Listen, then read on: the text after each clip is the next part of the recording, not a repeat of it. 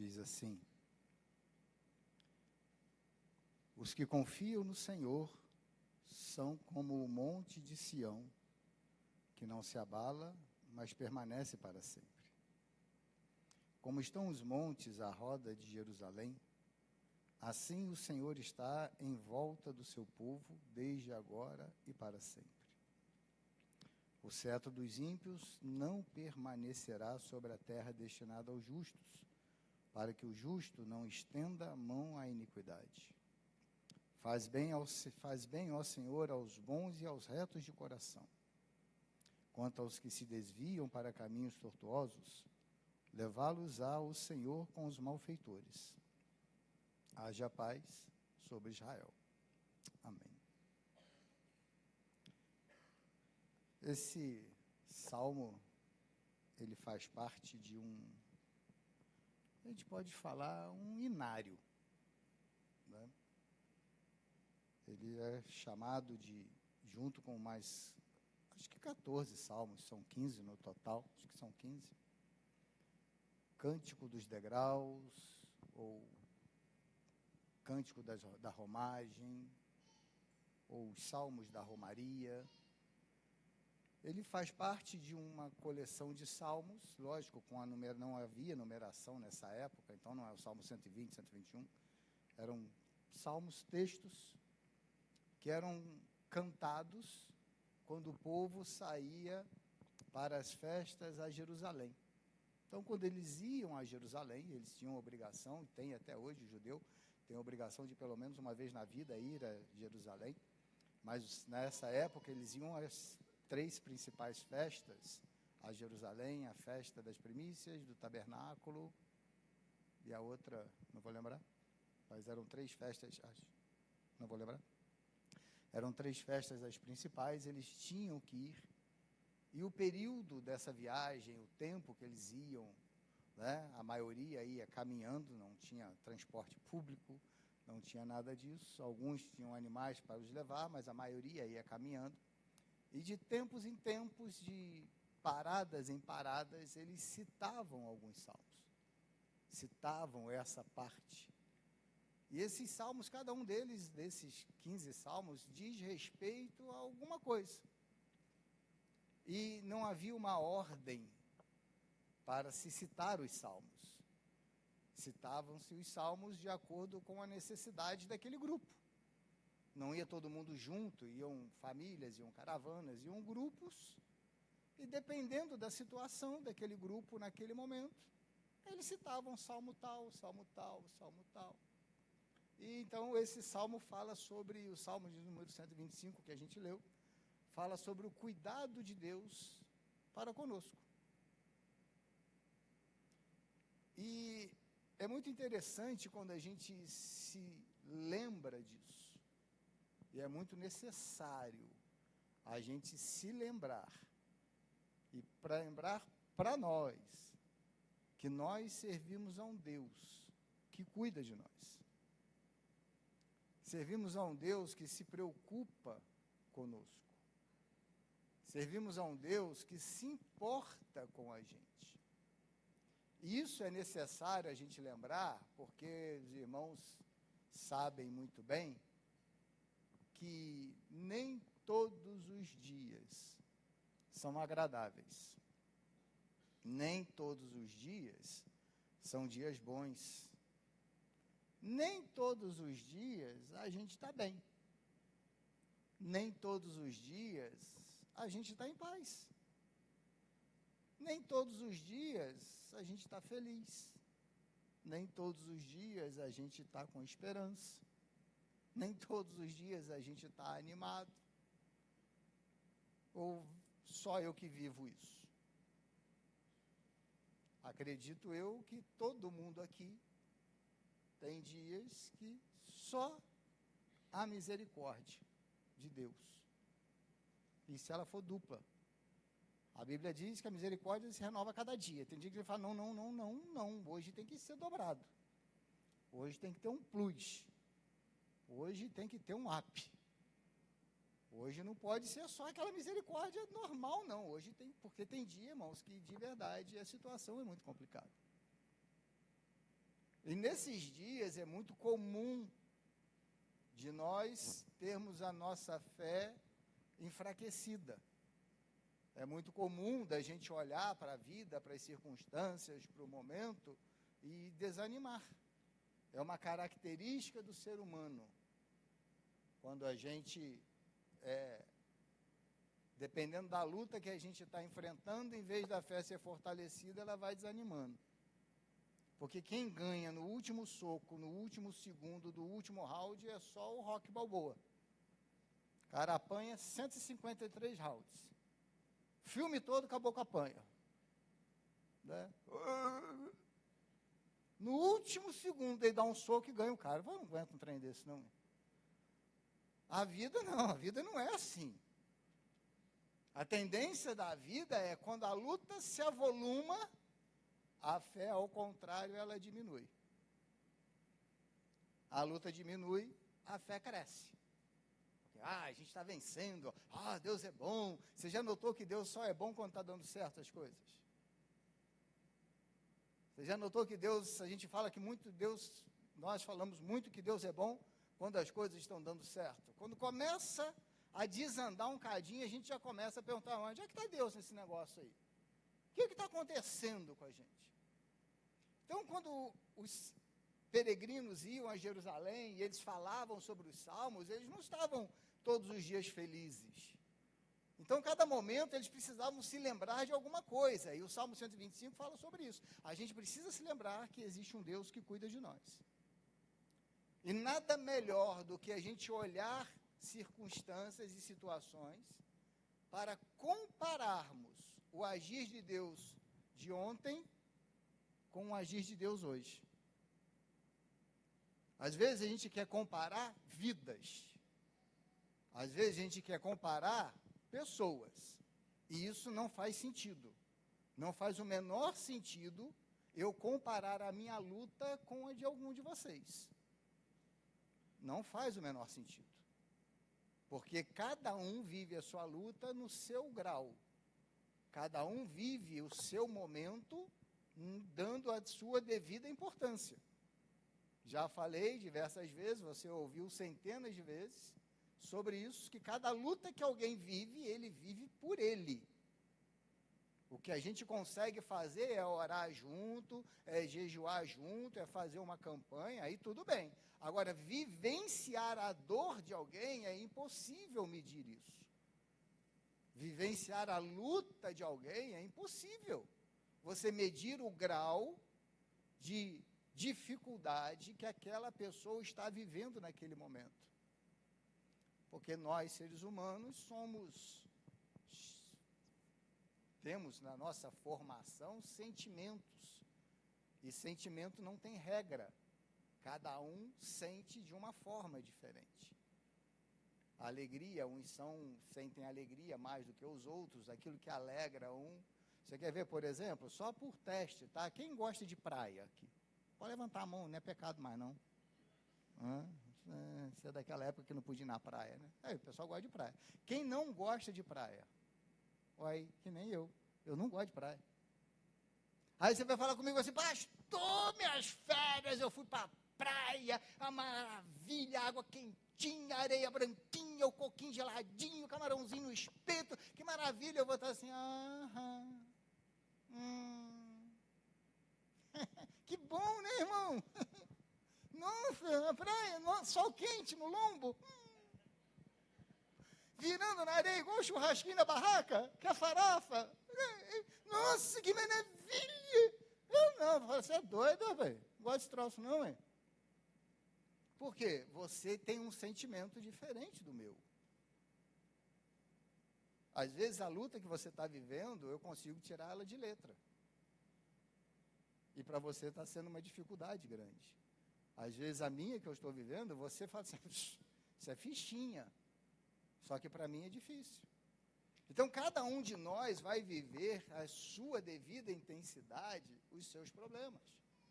Então, quando a gente quer comparar a vida do outro, já começa aí não dando certo.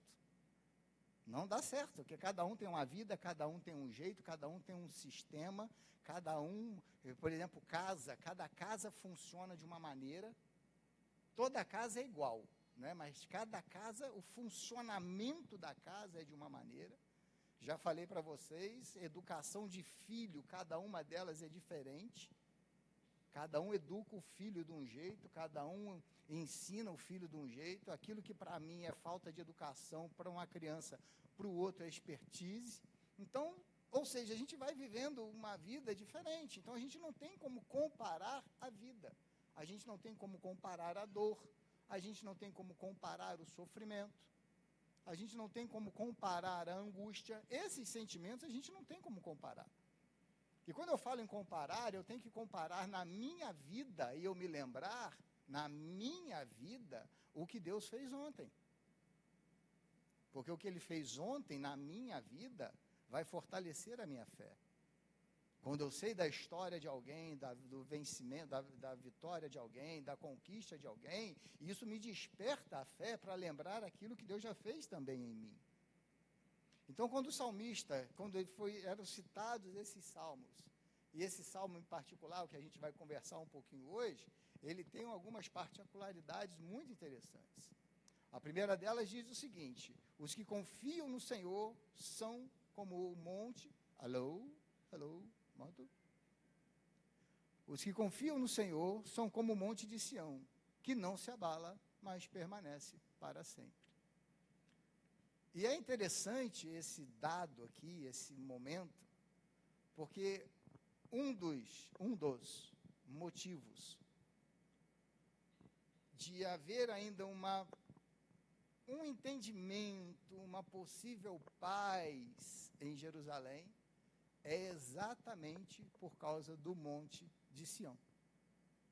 O Monte de Sião é sagrado para as 3 maiores religiões monoteístas, ou seja, que acreditam num Deus só.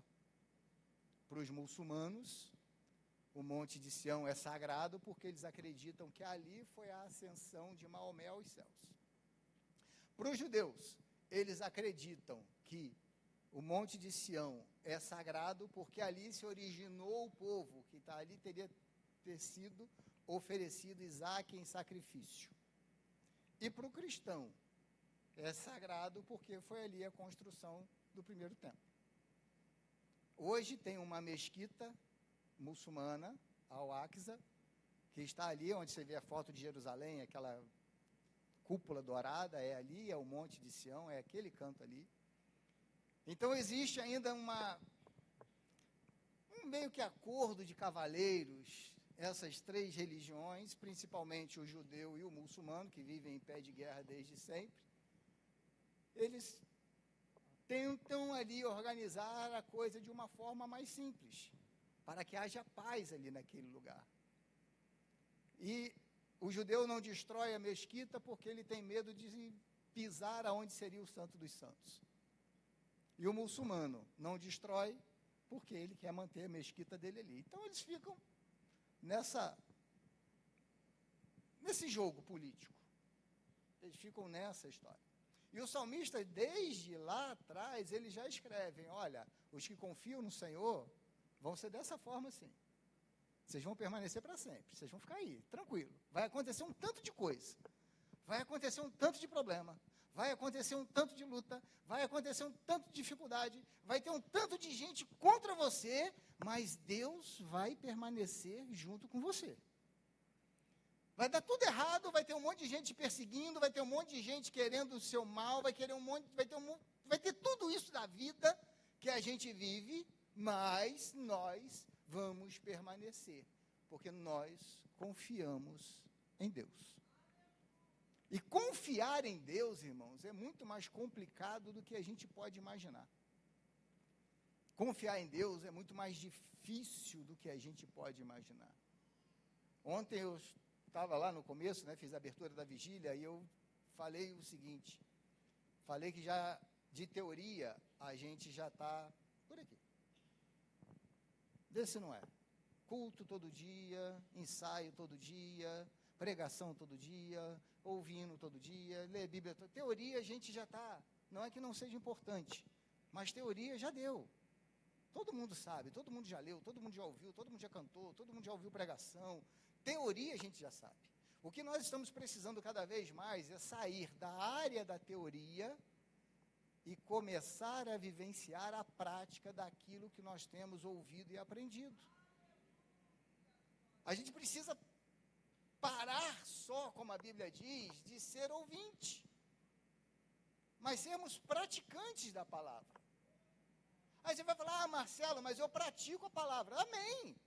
Mas precisamos praticá-la cada vez mais. Porque, irmãos, o que não nos falta são promessas de Deus. Mas o que também não nos falta é descrédito em relação a essas promessas. Você vai falar, não, mas eu acredito na palavra de Deus, eu acredito nas promessas de Deus. Tá, tudo bem. Mas por que as lutas do dia a dia ainda conseguem nos derrubar tão facilmente?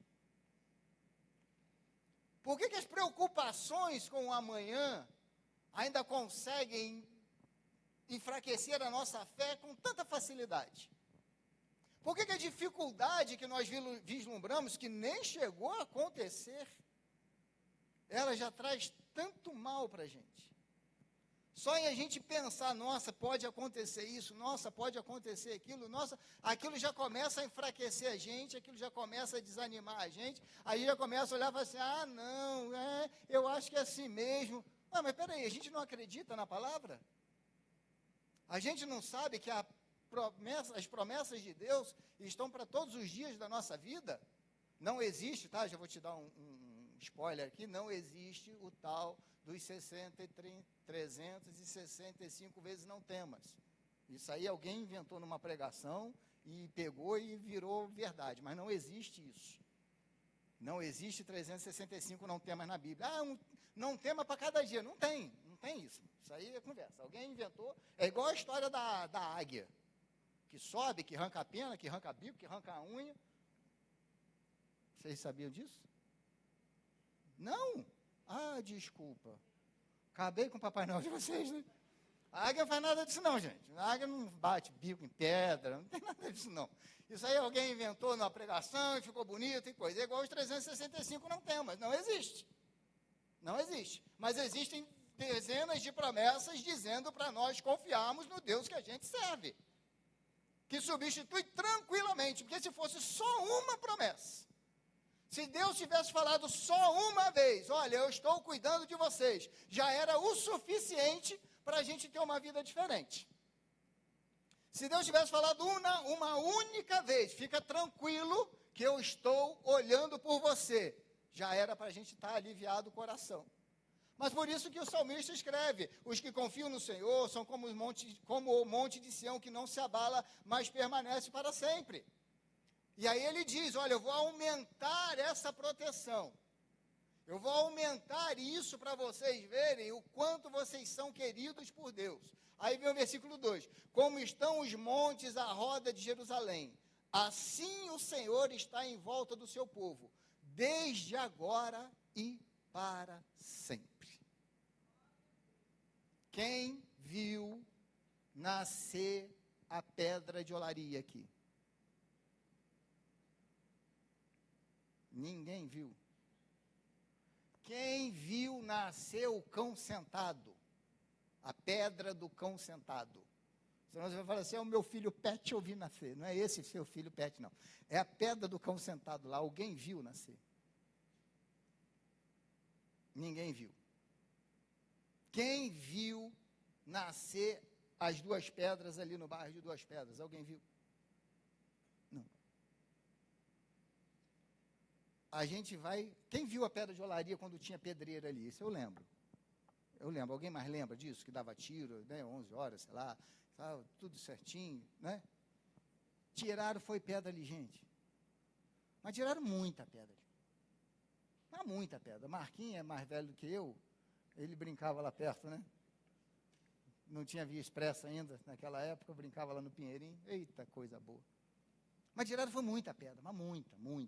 Anos de exploração diária daquela pedreira. Fizeram só um quadrado na pedreira, a pedreira está lá. A gente vai morrer. E nós vamos morrer, a pedra de olaria vai continuar milhares de anos. Nós vamos morrer, o cão sentado nunca vai levantar, ele vai continuar lá sentado milhares de anos. Nós vamos morrer, a Catarina, a mãe e a filha só vai estar ali, não vai nascer a sobrinha, não vai nascer a neta, não vai ter mais nada. Nós vamos morrer, e as duas pedras vão continuar lá em duas pedras, nós vamos morrer, e essas pedras vão ficar, é isso que o salmista está dizendo, olha, vocês vieram, Jesus já estava, vocês vão embora, Deus vai continuar aqui, então aproveite enquanto vocês estão aqui, a proteção dEle. Aproveite. A gente já chegou, quando a gente chegou, Deus já estava nos aguardando. Quando nós formos, Deus vai continuar cuidando do povo dele. Só que esse período, nós não estamos aproveitando o máximo que nós podemos aproveitar desse período. Nós não estamos aproveitando o espaço de vida que nós temos, o melhor que Deus tem para nós.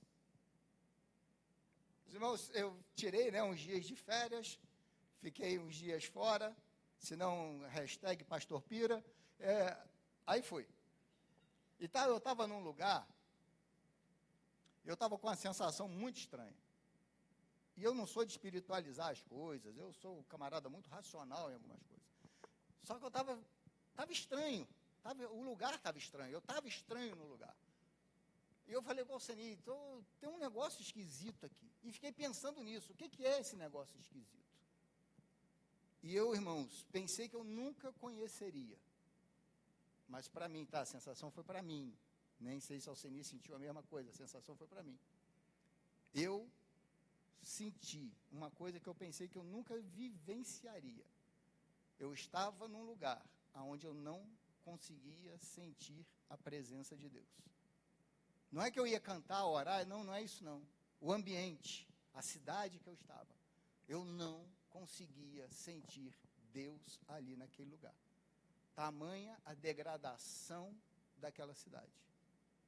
A degradação moral, porque financeira é primeiro mundo, social, econômica é primeiro mundo, só que a degradação pessoal, as pessoas, a vivência, o ambiente, o que se permite naquela cidade, eu não conseguia sentir Deus. E foi angustiante isso. Que eu ficava olhando para as pessoas e pensando exatamente isso. Será que elas sabem que existe um Deus? E procurei, no Google, se tinha igrejas nessa cidade. Eu descobri uma igreja só. E estava longe de onde eu estava, então não tinha como eu ir. Mas foi uma das piores sensações que eu já vivenciei na minha vida. Um ambiente onde eu não conseguia sentir a presença de Deus. E tudo que o homem quer funcionando. Todo sonho que o sonho que muitas pessoas têm funcionando, um transporte público de qualidade, excelente qualidade. Vários níveis de transporte público gratuito. Pessoal com PIB, pessoal com IDH altíssimo, um país com IDH altíssimo. Salário lá nas alturas, trânsito funcionando, frota de carro, maioria elétrico, ônibus elétrico, caminhão elétrico, tudo é o que o mundo prega hoje. Olha, o sucesso para um país tem que ser assim, olha, o sucesso para a economia tem que ser assim, tudo isso lá funcionando, mas eu não conseguia sentir a presença de Deus, por causa da humanidade, do ser humano, da maneira que ele estava vivendo. Ninguém fala com ninguém, ninguém olha para ninguém, ninguém cumprimenta ninguém, ninguém ri para ninguém. As pessoas vivem a vida exclusiva delas, a ponto de alguém perder uma bolsa no mercado e ninguém se manifestar para tentar resolver o problema da bolsa. A bolsa ficou caída lá no meio, caída assim, uma bolsa. Esse é o mundo que as pessoas estão esperando viver, e a gente olha e fala assim, se acontecer isso vai ser bom, se acontecer aquilo vai ser bom.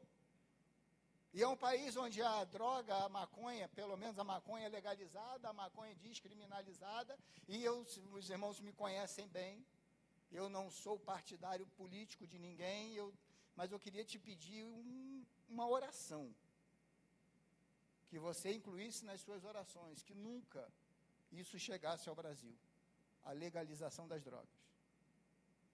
Porque eu nunca vi uma população, não toda, lógico, tão destruída por causa das drogas. A concentração de moradores de rua, concentração de pessoas em surto psicótico, pessoas falando com o muro, pessoas gritando, falando sozinho, falando com poste, jovens, uma vida totalmente destruída, uma cidade que fede a maconha, e que às vezes a gente olha e fala assim, isso vai melhorar. Não melhora, irmãos, porque Deus se afasta disso. Então, quando a gente olha para a nossa vida hoje, para a gente olhar para dentro de nós e saber que existe um Deus que está cuidando da gente, isso precisa fazer toda a diferença em nós, irmãos. O sentir a presença de Deus é a coisa mais magnífica que o ser humano pode ter e experimentar. O sentir Deus falando com você, o sentir Deus consolando você, o sentir Deus no meio das suas lutas. Mas aquele momento que você está na luta, mas Deus vem com paz, entra com paz, tranquiliza o teu espírito. Irmãos, isso não tem preço, não tem valor, não tem dinheiro que pague isso. Não tem nada no mundo que consiga superar isso, porque eu não sentir Deus é estranho demais. E eu ficava olhando, estava aquilo, eu falei, meu Deus, cadê o Senhor nesse lugar? Falei, Alceni, eu não estou conseguindo vislumbrar nada de Deus aqui nesse lugar. E o pior, irmãos, como eu falei, é o sonho de consumo de milhares, de milhões de pessoas, viver aquilo ali. Eu fico pensando, será que a gente não tem noção do que é abrir mão de Deus? Por isso que tantas vezes a Bíblia fala sobre isso, sobre quando o homem abriu mão de Deus. Jesus chega um determinado momento, no alto, na chegada de Jerusalém, ele olha para Jerusalém e fala, Jerusalém, Jerusalém, tu que matas os profetas que a ti são enviados, quantas vezes eu quis fazer com você, como a galinha faz com seus pintinhos. Jesus está falando, quantas vezes eu quis abraçar vocês, quantas vezes eu quis amar vocês, quantas vezes eu quis proteger vocês e vocês não quiseram. A gente não tem noção, irmãos, do quão abençoado o Brasil é. Você não tem noção do que é isso. Você não tem noção do que é poder ter uma igreja para você ir. Às vezes a gente não dá a devida importância de sentar para participar de um culto como esse, de um louvor como antecedeu. Porque a gente vai se fechando no nosso mundo de dificuldades, no nosso mundo de lutas, no nosso mundo de angústias, e às vezes a gente vai achando que Deus não está cuidando da gente. Irmãos, Deus está cuidando sim. Deus está cuidando. E eu vou te falar uma coisa para você, sem medo de errar. Não se preocupe com a dor que você está vivendo nesse momento. Não se preocupe com a angústia que você está vivendo nesse momento. A mão de Deus continua estendida sobre a sua vida, e a cura, a vitória, a libertação, o que você estiver precisando, um momento de Deus, ela vai chegar sobre a sua vida. Preocupa não. Marcelo, mas está doendo hoje. Eu sei que dói, irmão. Por isso que os peregrinos tinham que parar de vez em quando e lembrar dos salmos dos degraus. Eles tinham que parar de vez em quando e falar, peraí, gente, eu estou cansado, eu estou desanimado, o sol está quente, Jerusalém está longe, a dificuldade está ruim, o outro está aqui, está passando mal, o outro aqui está me enjoando, o outro aqui... Pera. Vamos lembrar do que Deus falou para nós? Vamos. Os que confiam no Senhor são como um monte de Sião. Vamos lembrar disso. Vamos lembrar um pouquinho mais que o próprio Deus, Ele está à nossa volta. Como os montes estão protegendo Jerusalém, o nosso Deus está à nossa volta. Estamos protegidos. Estamos guardados. A promessa, a palavra de Deus, a Bíblia diz que nós somos a menina dos olhos de Deus. A Bíblia diz que o nosso nome está escrito na palma, na mão do Senhor, para Ele não se esquecer de nós. É lógico que isso tudo são metáforas, só para a gente tentar entender humanamente qual é a importância que Deus dá para nós. A gente canta hinos e mais hinos, acho que cantou até hoje, cantou aqui. A cruz era para nós. O cravo na mão, no pé, a furada do lado, a coroa de espinhos, a esponja com vinagre, a humilhação, o apanhar, o ser açoitado, era tudo para a gente. Aí a gente olha para a caminhada hoje e acha que Deus fez tudo aquilo lá só por um capítulo da vida. O sacrifício de Jesus, a dor que ele passou, a humilhação que ele passou, perdeu a validade, acabou, não tem mais validade. Ou esse sacrifício ainda continua nos alimentando a fé até os dias de hoje? Ou esse sacrifício que continua nos animando até os dias de hoje? Ou esse sacrifício que faz nos lembrar, peraí, aquilo lá era para mim, eu não ia dar conta. Porque, irmãos, de boa, sem medo de errar, nenhum ser humano aguentaria o que Jesus aguentou. Ah, Marcelo, mas ele veio como Deus? Não, ali ele estava como homem. Mas nenhum de nós tem o nível de amor que Jesus tem por nós. Nenhum de nós ama alguém como Jesus nos ama. Nenhum de nós ama a outro como Deus nos ama. Aí você pode falar assim, não, Marcelo, eu amo minha netinha, eu amo meu filho, eu amo meu marido, eu amo minha namorada, eu amo minha esposa. Irmãos, esse amor não chega nem perto do amor que Deus tem por nós. Dia desses tinha uma reportagem de uma mulher que doou o rim para o marido. Legal, né? Eu acho legal. Assim, sabe, é um ato de amor. A pessoa precisa, você pode, é compatível, tá, vai lá e doa. Aí separaram. Aí o que ela fez? Entrou na justiça querendo o rim de volta.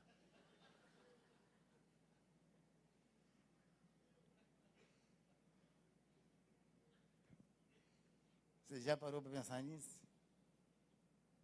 Te dei um rim, devolve, miserável. Eu quero, mas eu só tenho esse rim. Não, agora eu não te amo mais. O nosso amor acabou. Agora você me devolve o rim. Sabe? Tem umas coisas assim, mano. Aí a gente olha para Jesus. Aí Jesus escreve lá, né? E João relata, porque Deus amou o mundo de tal maneira que deu seu Filho unigênito para que todo aquele que nele crê não pereça, mas tenha vida eterna. Aí a gente dá a impressão de que tá beleza. E quantas vezes a gente já deu motivos de sobra para Jesus falar, não, por você eu não me sacrifico. Quantas vezes nós já fizemos o sacrifício de Jesus ter sido em vão? Pelo nosso comportamento. Agora, já pensou se Jesus cobrasse isso toda hora da gente? Você já pensou se Jesus toda hora olhasse e falasse assim, mas peraí, eu morri lá e você não vai valorizar?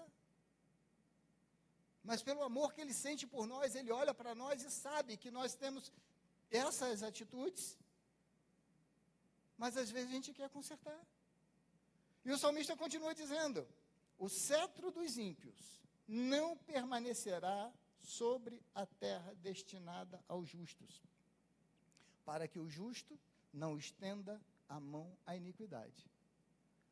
O salmista está dizendo o seguinte, olha só, vai ter momentos de que você vai passar por luta, mas não precisa se preocupar nesses momentos, na luta que você vai passar, você não tome atitudes precipitadas, não lance a sua mão à iniquidade, não tome atitudes precipitadas, confie em Deus, deixa Deus agir, deixa Deus fazer a parte dele. Irmãos, de verdade, tem momentos que a gente quer fazer até a parte de Deus.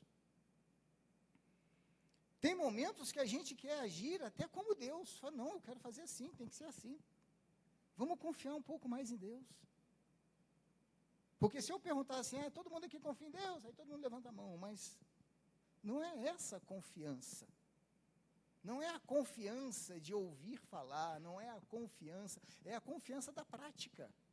É a confiança de, na hora da luta, falar, Deus, olha só, eu confio no Senhor. Eu acredito no Senhor. Eu estou passando por esse momento. O que eu preciso é que o Senhor me dê sabedoria e força e discernimento para viver esse momento. Porque eu confio no Senhor. Só uma dica. Já falei, talvez você nunca tenha ouvido. Nunca peça peça paciência para Deus. Se você tem o hábito de falar, Deus me dá paciência para lidar com meu filho. Deus me dá paciência para lidar com meu marido. Deus me dá paciência para lidar com minha mulher. Deus me dá paciência para lidar com meu patrão. Não peça paciência a Deus. A Bíblia diz que a tribulação gera a paciência. E vai que nesse dia Deus ouve sua oração. Ele vai te socar tribulação no lombo para você ser paciente. Então não peça. Pede força, pede sabedoria, pede discernimento.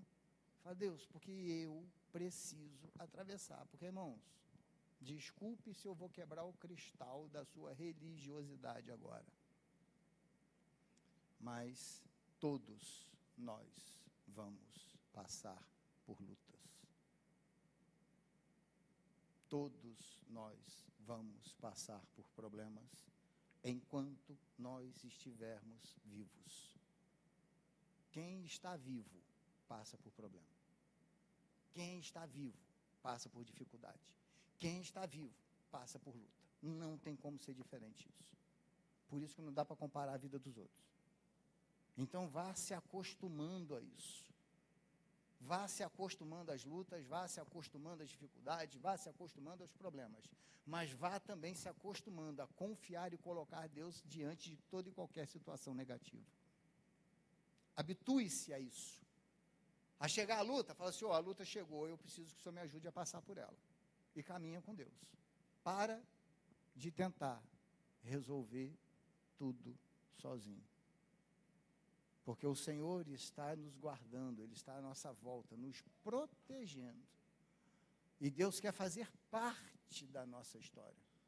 E quando eu tento resolver tudo por conta própria, quando eu tento resolver tudo por meus métodos, quando eu tento resolver tudo do meu jeito, eu não deixo Deus agir.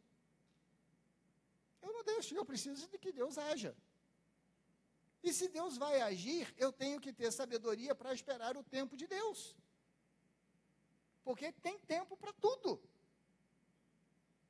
Tem tempo. O que muda não é a quantidade de lágrimas, não é a quantidade de oração, não é a quantidade de frequência de culto, não. O que muda é a minha maturidade espiritual em saber que tudo tem um tempo determinado para eu viver. Tudo tem um tempo determinado para esse momento que eu estou vivendo. Começou, fica tranquilo. 1 hora vai acabar. Começou, meu filho.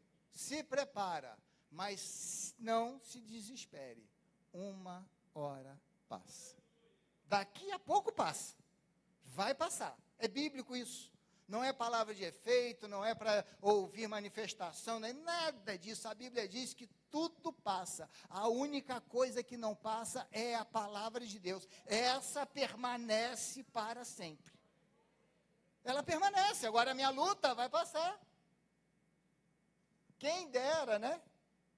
Você tivesse só vivido a primeira luta que você viveu, a primeira dificuldade que você viveu. Já pensou que maravilha seria?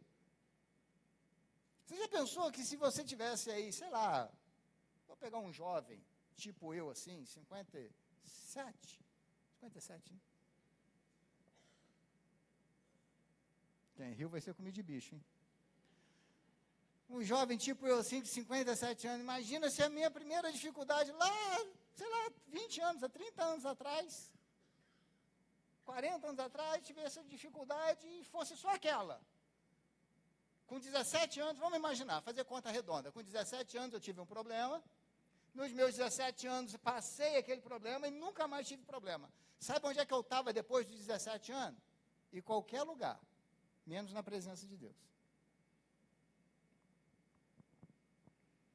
Se você tivesse tido uma luta lá 30 anos atrás e Deus tivesse abençoado e nunca mais você tivesse tido, você estava 30 anos fora da presença de Deus. Que isso, Marcelo? É verdade, irmãos.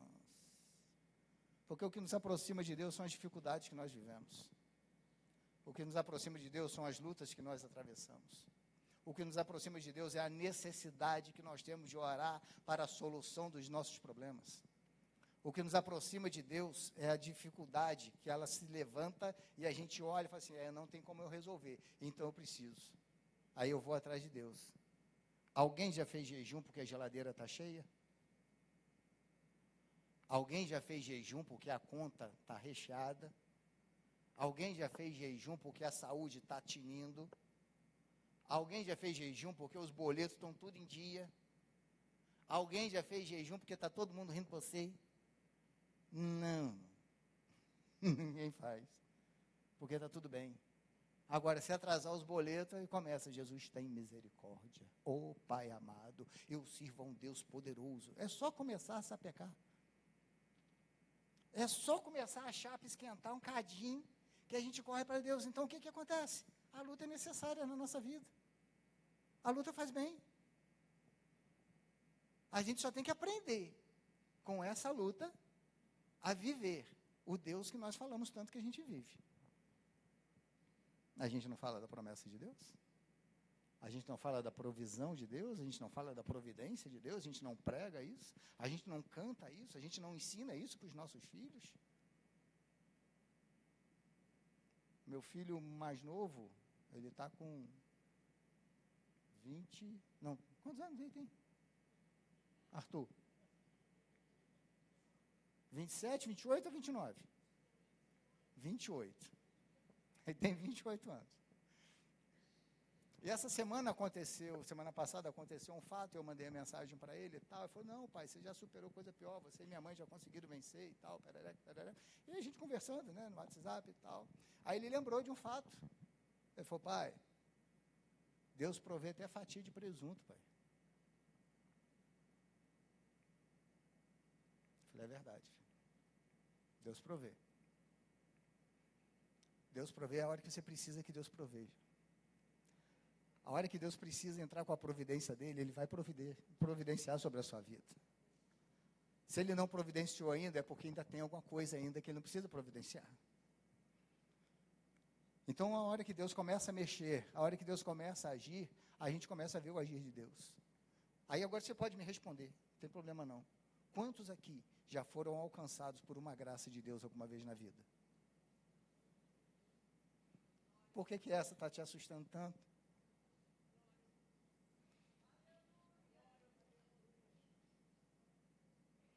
Por que essa está te assustando tanto?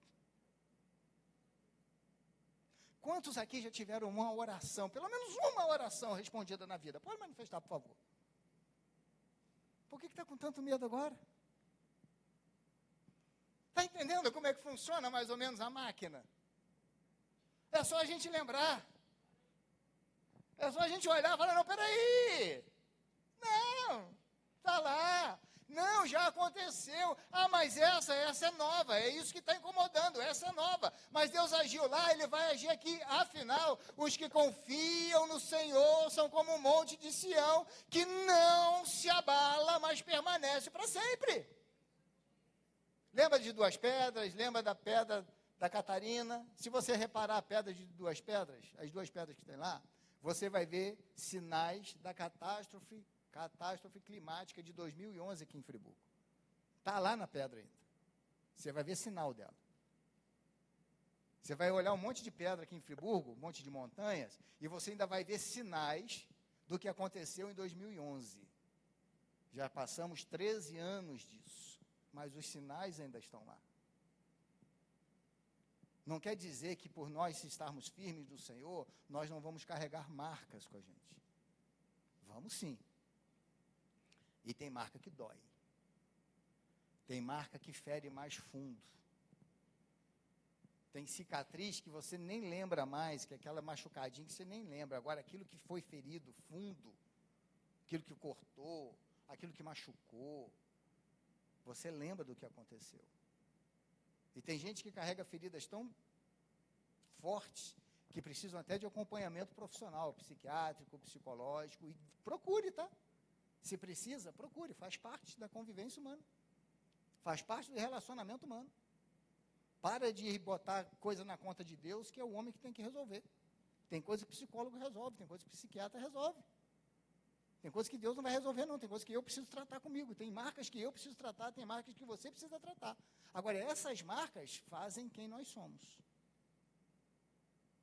Você, eu, nós somos exatamente o resultado da nossa vida. Se você olha para a vida do fulano, se minha vida fosse igual ao do fulano, você não era quem você é. Se eu olho a vida do fulano, nossa, que vida boa que tem o fulano, eu queria que minha vida tivesse sido igual a dele, eu não seria quem eu sou. Eu sou o resultado da minha vida, dos meus dias bons e dos meus dias maus. Por que eu parei de gostar de praia? Vou falar para vocês, que uma vez eu fui na praia.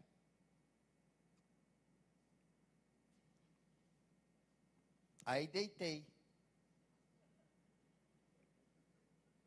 E eu, quando ia estudar hidrografia no colégio, não precisava de mapa, era só olhar para as minhas pernas.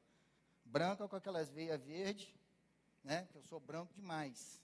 E deitei. E não estava sol. Estava mormaço. Deitei. Dormi. Fui para casa da minha tia, ela tinha que botar tomate nas minhas costas. Para puxar o calor. E cozinhava o tomate, cozinhava o alface. E eu fiz uma promessa para mim, eu nunca mais boto o meu pé naquele trem chamado areia de praia. A culpa foi da praia? Não. A culpa foi do sol? Não. A culpa foi minha. Eu que fui uma besta que deitei lá e dormi no almoço. Estava bom, rapaz. Areia quentinha. Quase cozinhei, quase morri. Quase morri, mano. Está aqui minha irmã, minha mãe, que lembra disso. O Sanguinho já estava comigo? Estava.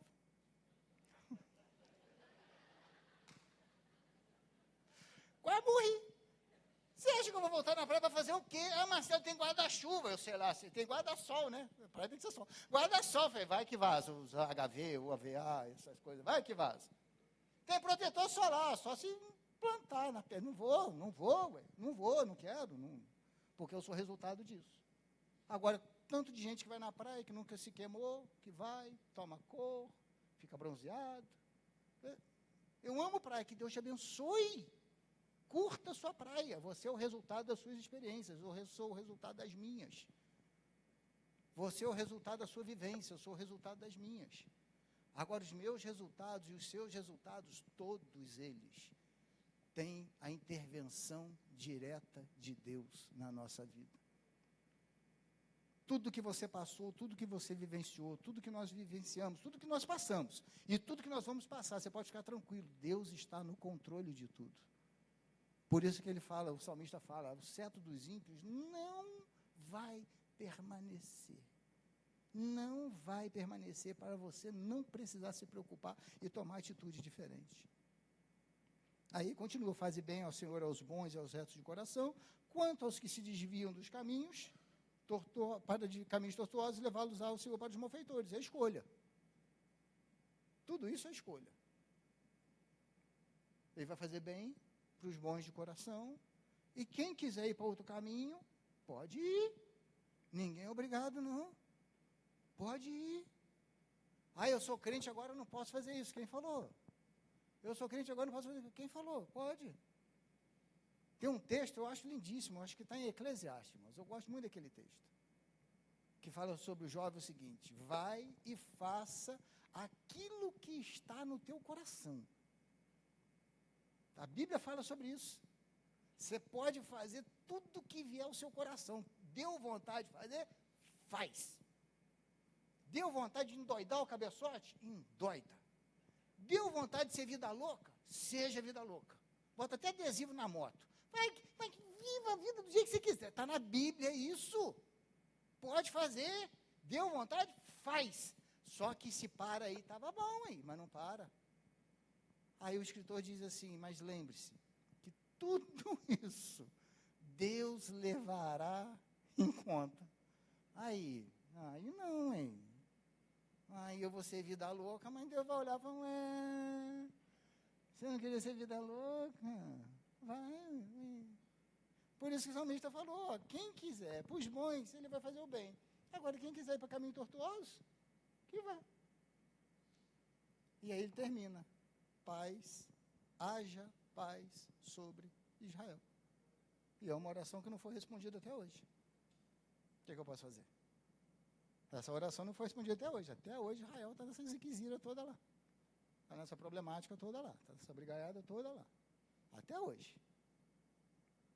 é aquilo que a gente está vendo viver e desde sempre foi aquilo e vai ser eternamente aquilo. Até eles olharem e entenderem que existe um Deus, que existe um Salvador. Agora nós que estamos aqui nessa noite,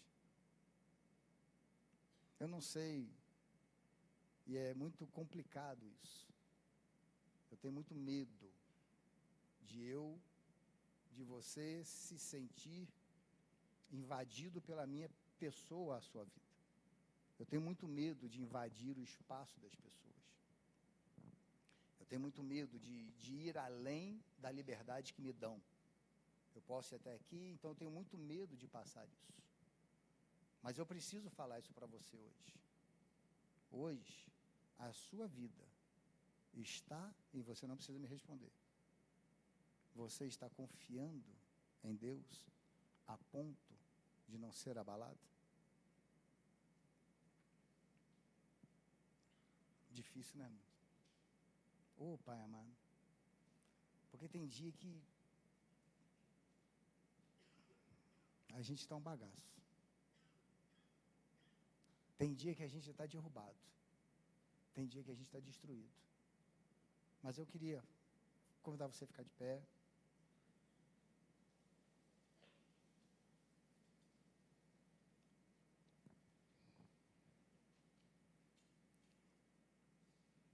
E queria te falar uma coisa do fundo do meu coração para você.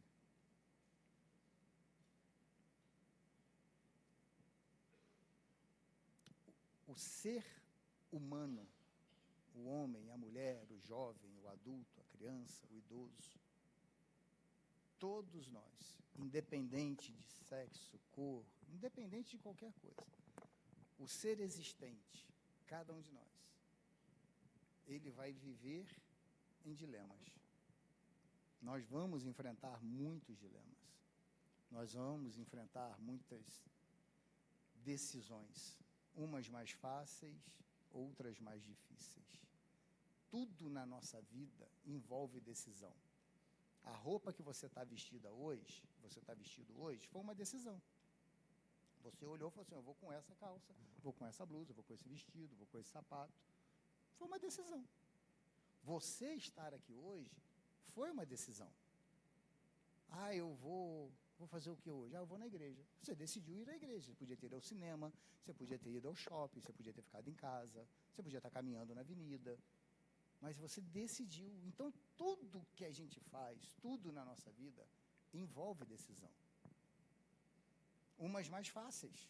Escolher uma roupa é a coisa mais fácil do mundo. Pode até não combinar. Mas você escolheu, gostou e acabou. Outras são mais difíceis.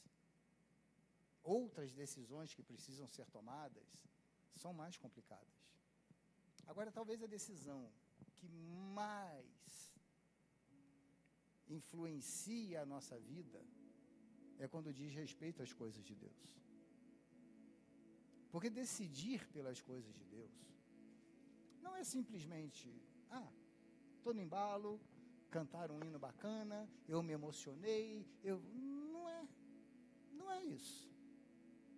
Quando nós decidimos por alguma coisa em relação a Deus, nós estamos assumindo um compromisso que nem sempre é fácil de ser mantido, mas que temos muita ajuda para manter esse compromisso. Então a gente vai a gente vai cantar um louvor. O grupo de louvor vai adorar a Deus com o cântico. E eu queria que você pensasse nessa decisão.